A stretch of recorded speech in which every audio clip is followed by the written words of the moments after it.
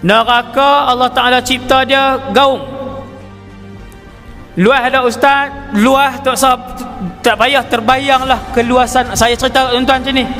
Tuan nak tahu betapa luas, betapa dalamnya neraka Jahannam. Negara yang nama neraka ini Allah Ta'ala cipta dia menjunam ke bawah.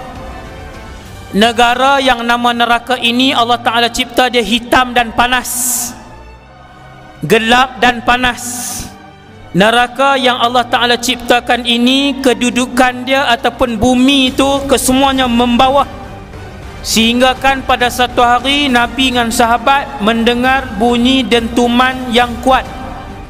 Sahabat bertanya, ya Rasulullah, bunyi apakah dentuman yang kuat?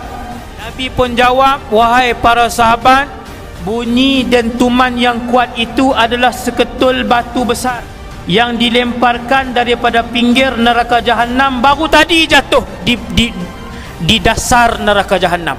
Baru tadi dilempar satu ketika dulu, kata Rasulullah, baru tadi Allah perdengarkan kepada kalian para sahabat, dengar dengan telinga mereka.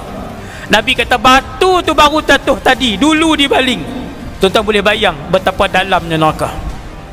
Hasbunallah wa ni'mal wakil. Sanggup duduk ke sehari? Sanggup duduk ke sehari? Tak sanggup. Sehari kita tak sanggup. As'alullah as-salamah.